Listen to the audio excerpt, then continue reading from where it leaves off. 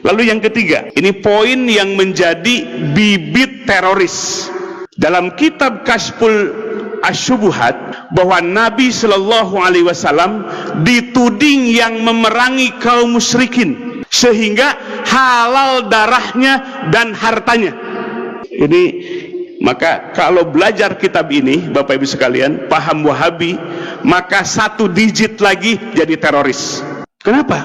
Nabi memerangi kaum musyrikin. Pada sejarahnya, Bapak Ibu sekalian, Nabi 13 tahun di Mekah, beliau menahan diri walaupun dizolimi.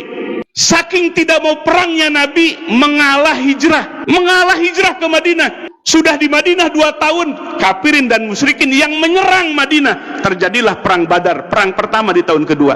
Jadi yang memerangi siapa ini? Musyrikin atau Nabi? Tapi paham Wahabi, Nabi yang memerangi, menghalalkan dan menghalalkan darahnya dan menghalalkan hartanya orang-orang musyrikin. Nah, ini yang disebutkan biangnya teroris.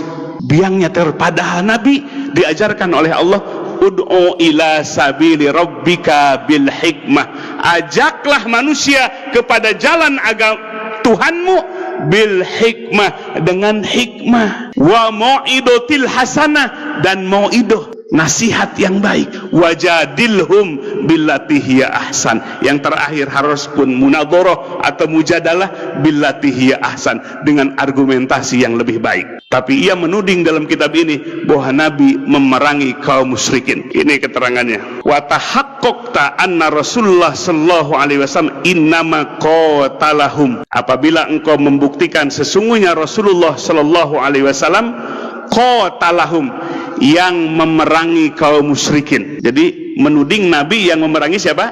Kaum musyrikin. Wa inna qasdahum al malaikah wal anbiya yuriduna syafa'atahum wa taqarruba ilallah bizalika huwa alladhi ahalla dima'ahum wa amwalahum.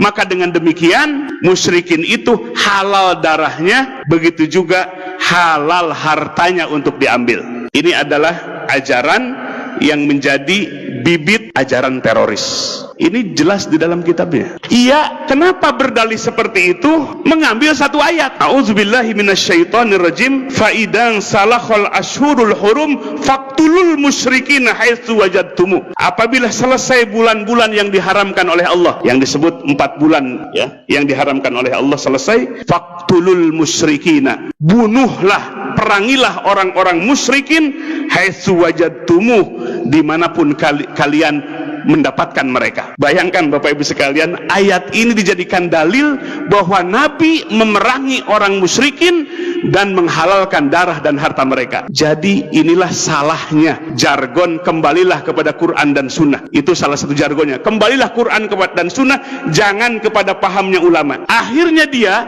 mengambil Quran tanpa ilmu tafsir. Coba lihat dalam tafsir Mu'tabar, ayat ini apa sebab nuzulnya?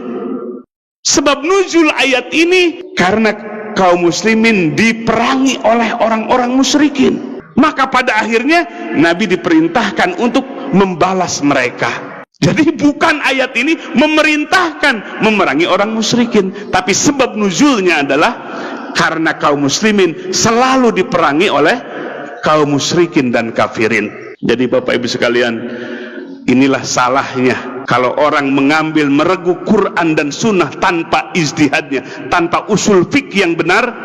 Maka man fassara Qur'ana bi ra'yih falyatabawa maq'adahu minan nar. Barang siapa yang menafsirkan Quran dengan ra'yunya tanpa kaidah ilmu tafsir, tanpa mengambil dari tafsir-tafsir Mu'tabar, maka pada akhirnya siap-siaplah tempatnya neraka. Jadi Quran yang disalahkan, seolah-olah Quran yang menyuruh memerangi musyrikin itu.